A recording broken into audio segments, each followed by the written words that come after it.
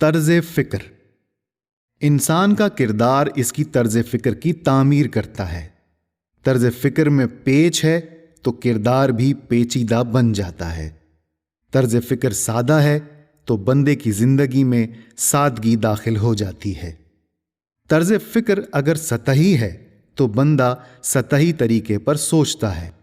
طرز فکر اگر گہری ہے تو بندہ ہر چیز کے اندر گہرائی تلاش کرنے کے لیے تفکر کرتا ہے۔ اللہ کریم نے حضرت ابراہیم علیہ السلام کے واقعے میں اسی طرز فکر کی نشاندہی کی ہے۔ ہزاروں لاکھوں افراد کی موجودگی میں ایک فرد واحد کی سوچ الگ ہے، اور اس سوچ میں حقیقت پسندی اور گہرائی ہے۔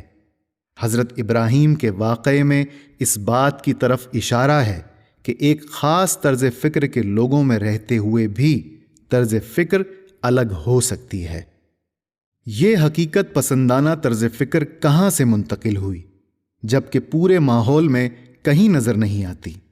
اس کا جواب یہ ہے کہ حقیقت پسندانہ طرز فکر انسان کے اندر موجود ہے، لیکن ہر آدمی اسے استعمال نہیں کرتا۔ حضرت ابراہیم سے ان بت پرستوں نے سوال کیا کہ ان خداؤں کو کس نے توڑا؟ حضرت ابراہیم نے جواب دیا، اپنے خداؤں سے پوچھ لو۔ لوگوں کے سامنے یہ بات آ گئی تھی کہ بت اپنی مرضی اور منشا استعمال نہیں کر سکتے اور انہیں توڑا جا سکتا ہے، لیکن ان کے اندر پھر بھی حقیقت پسندی نے حرکت نہیں کی۔ روحانی راستے کے مسافر کی طرز فکر میں تبدیلی اس طرح واقع ہوتی ہے کہ روحانی استاد یا پیر و مرشد بتدریج اپنے شاگرد سے اس قسم کی باتیں کرتا ہے جو اس کے ماحول میں موجود نہیں ہوتی، یا ماحول میں رہنے والے لوگ اس طرف توجہ نہیں دیتے۔ مرشد کریم مرید کے اندر اس بات کو راسخ کر دیتا ہے کہ جو چیز مفروضہ ہے اس کو حقیقت نہیں کہا جا سکتا۔ وہ یہ بھی بتاتا ہے کہ باوجود اس کے کہ آدمی خود کو با اختیار سمجھتا ہے، زندگی کے شب و روز میں اس کو کہیں بھی اختیار نہیں ہے۔ پیدا اپنے اختیار سے نہیں ہوتا، پیدائش کے بعد بالکل غیر اختیاری طور پر بڑھتا ہے، جوانی کے بعد نہ چاہنے کے باوجود بوڑھا ہو جاتا ہے۔ دنیا کا ایک فرد واحد بھی یہ نہیں چاہتا کہ وہ مر جائے، لیکن جب وہ پیدا ہوتا ہے تو مرنا ضرور ہے۔ آدمی کو اس بات پر تو اختیار نہیں ہے کہ وہ ساری زندگی کھانا نہ کھائے، یا ساری زندگی پانی نہ پیے، یا ہفتوں مہینوں بیدار رہے۔ یہ تمام باتیں ایسی ہیں جو ہر لمحے آدمی کے ساتھ چپکی رہتی ہیں۔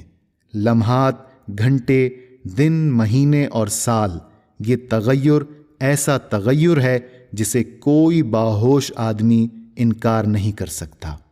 ان تمام تغیرات کی نشاندہی کر کے مرشد کریم بتاتا ہے کہ اس کے تغیر کے پیچھے یہ حقیقت چھپی ہوئی ہے کہ کوئی ذات ایسی ہے جس کے ہاتھ میں اس تغیر و تبدل کی ڈوریاں ہیں، اور وہ ہاتھ ان ڈوریوں کو جس طرح حرکت دیتا ہے زندگی میں تغیر واقع ہوتا ہے۔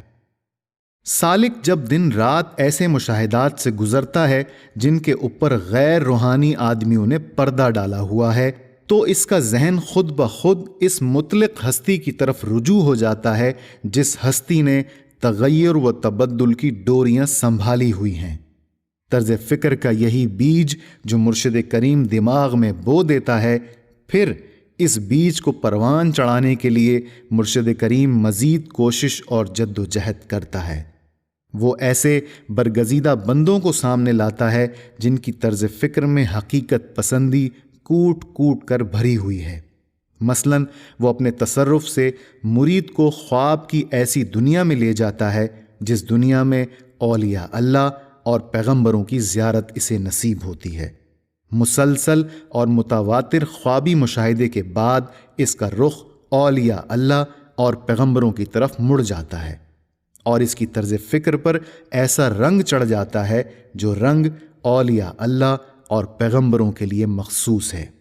اس کی باطنی آنکھ پر مرشد کریم ایسا اینک لگا دیتا ہے کہ اینک کے اندر لگے ہوئے شیشے اس کو وہی کچھ دکھاتے ہیں جو مرشد کریم کی طرز فکر ہے۔ مثلاً اینک کے اندر جس رنگ کے گلاس لگے ہوتے ہیں آدمی کو وہی رنگ نظر آتا ہے۔ اینک کے گلاس اگر نیلے ہیں تو ہر چیز نیلی نظر آتی ہے، گلاس اگر سرخ ہیں تو ہر چیز سرخ نظر آتی ہے، گلاس اگر شفاف ہیں تو ہر چیز اسے صاف اور واضح نظر آتی ہے۔ اینک کے شیشے اگر دھندلے ہیں تو ہر چیز اسے دھندلی نظر آتی ہے۔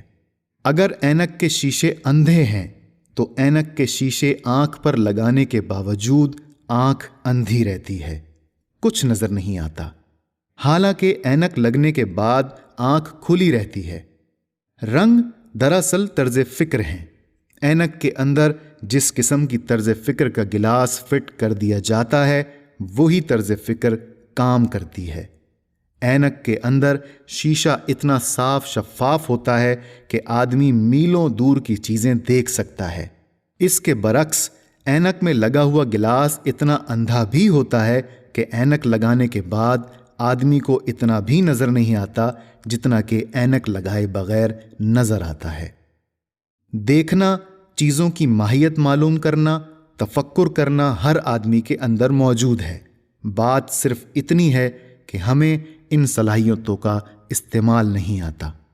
مرشد چونکہ تفکر کی صلاحیتوں کے استعمال کو جانتا ہے اور اس کی زندگی تفکر سے تعمیر ہوئی ہے، اس لیے مرید کے اندر جب مرشد کی صلاحیت منتقل ہوتی ہے تو تفکر کا بویا ہوا بیج آہستہ آہستہ تناور درخت بن جاتا ہے۔ اس بیج کو تناور درخت بننے میں جو چیز رکاوٹ بنتی ہے وہ آدمی کا اپنا ذاتی ارادہ اور عقل ہے۔ کوئی بندہ جب اپنی ذات کو سامنے لے آتا ہے اور عقل کو وہ سب کچھ سمجھ لیتا ہے تو اسے کامیابی نہیں ہوتی، اس لیے کہ اس کے اندر جو شعور کام کرتا ہے اس کا تعلق اس طرز فکر سے ہے جس طرز فکر میں گہرائی اور حقیقت پسندی نہیں ہے۔